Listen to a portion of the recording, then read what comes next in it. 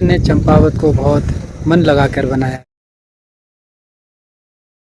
अर्थ देखने को मिलता है। मुख्य मंदिर जो थोड़ी देर पहले मैंने आपको दिखाया था, लेकिन मुस्लिम आक्रमणकारियों ने कुमाऊं का खजुराहो भी कहते हैं।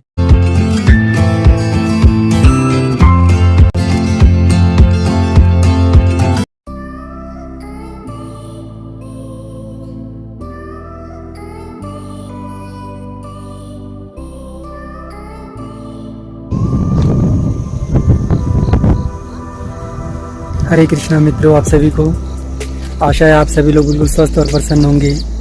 आज मैं चंपावत में जा रहा हूँ बालेश्वर मंदिर को देखने।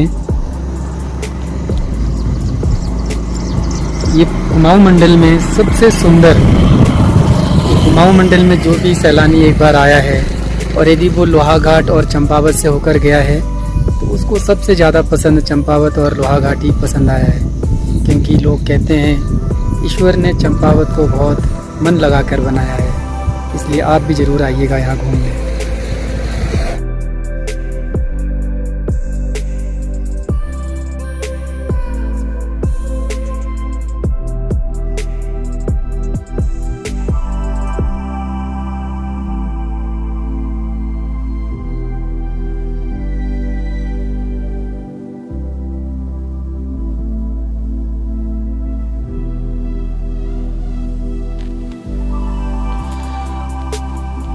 शिव ही सुंदर है, शिव ही सत्य है, शिव के हैं चारों धाम।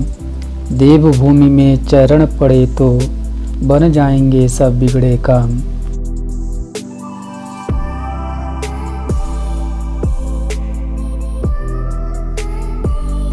हरे कृष्णा मित्रों, आप सभी को आज मैं चंपावत नगर के मध्य में स्थित बालेश्वर महादेव जी के मंदिर में आया हूँ। यह मंदिर चंपावत नगर के मध्य में स्थित है और मुख्य सड़क से मात्र 100 मीटर की दूरी पर स्थित है।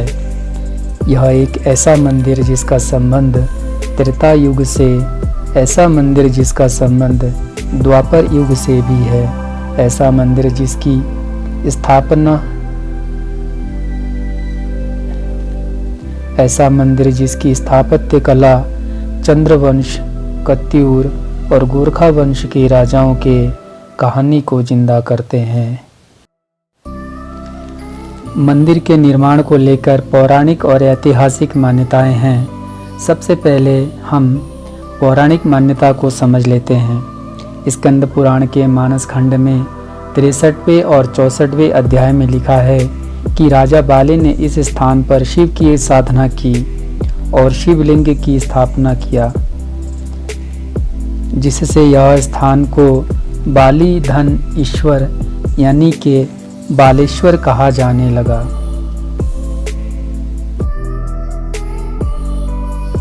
यह मंदिर भगवान श्री शिव को समर्पित है, इसलिए यहाँ पर आपको चारों पुरुषार्थ देखने को मिलेगा, जैसे धर्म, अर्थ, काम और मोक्ष। और यहाँ के मूर्तियों में ये चारों आपको देखने को मिल जाएगा। और जहाँ पर भगवान शिव स्वयं विराजते हैं वहाँ ये चारों चीज़ों का पुरुषार्थ देखने को मिलता है। यह मंदिर मारू गुर्जर शैली, एक रेखीय शिखर शैली और नागर शैली में बना है। यह बलुआ पत्थरों से बना है।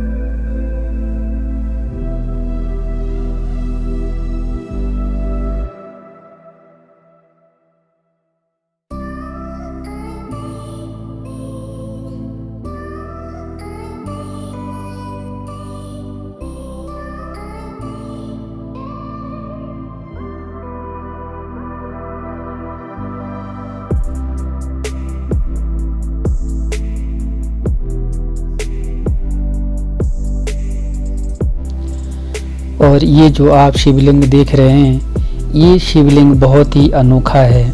इसकी विशेषताएं भी बहुत अनोखी है। इसमें जो धारी धारी सी आप ये लकीरें देख रहे हैं, एक्चुअली ये शिवलिंग के ऊपर उकेरी गई अन्य शिवलिंग है। यानी कि एक बार यदि आप इस शिवलिंग पर जलाभिषेक करते हैं तो 1008 शिवलिंग के ऊपर जल अभिषेक करने के बराबर आपको पुण्य मिल जाता है। और ये अनोखा इसलिए भी है क्योंकि इसके ठीक सामने देखिए नंदी जी दूसरी ओर मुंह करके बैठे हुए हैं। इसका कारण यह है कि आप ये जो शिवलिंग के जो टूटा वाला हिस्सा देख रहे हैं, ये टूटने का कारण भी मुस्लिम आक्रमणकारियों की देन है। इसी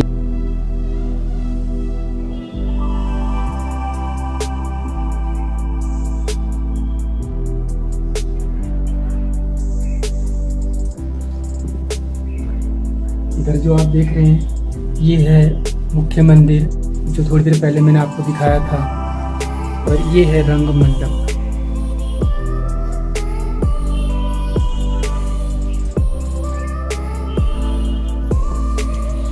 यह मंदिर दक्षिण भारतीय डिजाइन में बना है। इस मंदिर का नाम बालेश्वर रखने के पीछे भी एक और रोचक कहानी है।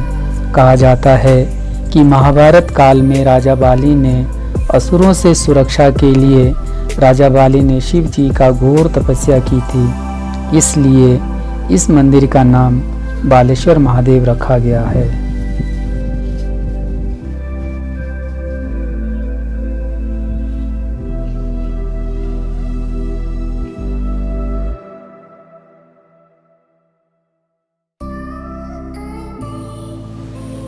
और इस मंदिर का डिज़ाइन दक्षिण भारतीय होने के कारण इसे उत्तर भारत और कुमाऊं का खजुराहो भी कहा जाता है।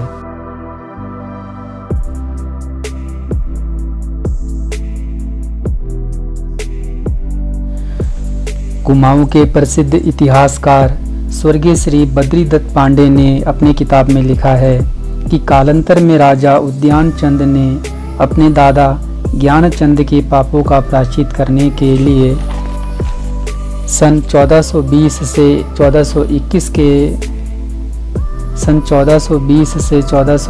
के बीच में इस मंदिर का पुनः निर्माण आरंभ कराया। इसके बाद उनके पोते विक्रमचंद ने 1423 से 1437 के बीच में बालेश्वर मंदिर का पुनः निर्माण कार्य को पूरा करवाया। ये सब साक्ष्य होने के बाद भी ये प्रश्न हमेशा आता है कि आखिर इस मंदिर का निर्माण किसने करवाया।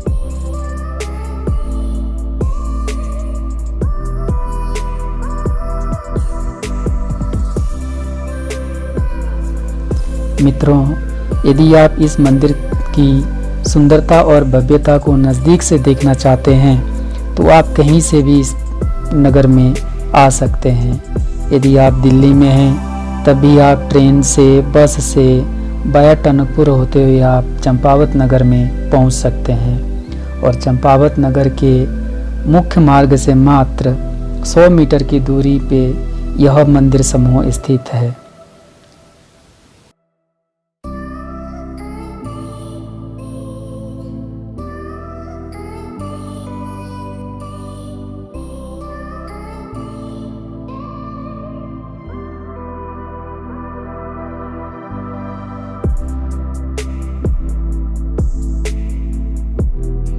और मेरे पीछे ही आप देख रहे हैं ये है मुख्य मंदिर, और मुख्य मंदिर के बगल में ये है रंग मंडप, जिसे तिरपाल से ढक दिया गया ताकि ये पानी से खराब ना हो, क्योंकि ये टूटा हुआ है।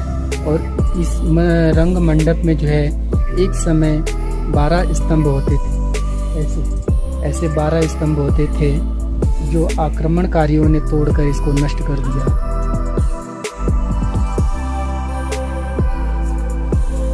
मित्रों, ये जो आप देख रहे हैं सब खंडित मूर्तियाँ, ये भी एक समय इस मंदिर का वैभव का हिस्सा हुआ करता था, लेकिन मुस्लिम आक्रमणकारियों ने इस मंदिर को भी तहस नहस किया और इस किनारे जो भी आप देख रहे हैं सब इस मंदिर के वैभवशाली अतीत का एक हिस्सा है जो मंदिर प्रशासन ने किनारे रखा है और इस मंदिर के इतिहास को बचाने का पूरा प्रयास किया है। और पूरा प्रयास किया गया उस समय हमारे हिंदुओं के गौरवशाली इतिहास को मिटाने का, लेकिन आक्रमणकारी ऐसा नहीं कर पाए, जो उनके लिए बिल्कुल असंभव था। और जो भी बचा है ये सब आपके सामने ही है, देखिए हमारे गौरवशाली इतिहास का अंश।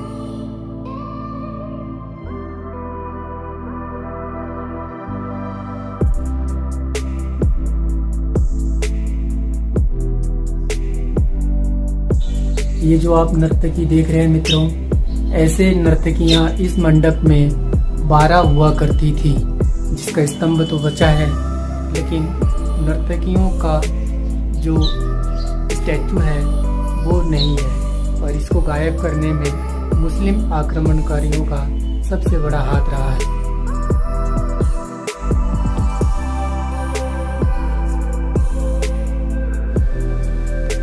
पूरे कुमाऊं में ऐसा दूसरा भव्य मंदिर नहीं है। एक तो दक्षिण भारतीय शैली में बने होने के कारण इसे उत्तर भारत का खजुराहो भी कहते हैं। और ये मंदिर भूकंप, बारिश, सूखा ये सब झेल कर भी आज भी अपने गौरवपूर्ण इतिहास को बताने के लिए तत्पर है। और इसके कण कण हमारे हिंदू संस्कृति के गौरव काल को बताता है। लेकिन कालांतर में मुस्लिम आक्रमणों ने भी इस मंदिर को नहीं छोड़ा। ये जो आप खंडित मूर्ति देख रहे हैं, मुगल काल के दौरान मुस्लिम आक्रमणकारी अल्मोड़ा होते हुए चंपावत भी पहुंचे थे और ये खंडित मूर्ति उन्हीं की देन है। सैकड़ों मूर्तियां नष्ट हो गई, साथ ही मंदिर में लूटपाट भी किया गया। मुस्लिम आक्रमणकारी अल्मोड़ा में लगभग 7 महीने रुके, लेकिन ज़्यादा ठंड होने के कारण वे 60,000 सालाना कर देने की शर्त पर वे अल्मोड़ा से वापस लौट गए। लेकिन उनकी जो कुकृति और आक्रमणकारी और दमनकारी जो नीति है उसी का साक्ष्य आज भी यहाँ पर देखने को मिल जाता है। लेकिन मंदिर परिसर में ये जो खंडित मूर्तियाँ आप देख रहे हैं, ये यहाँ के लोगों ने इसे संभाल कर रखा है और इस मंदिर के इतिहास को संयोजने का एक प्रयास किया है।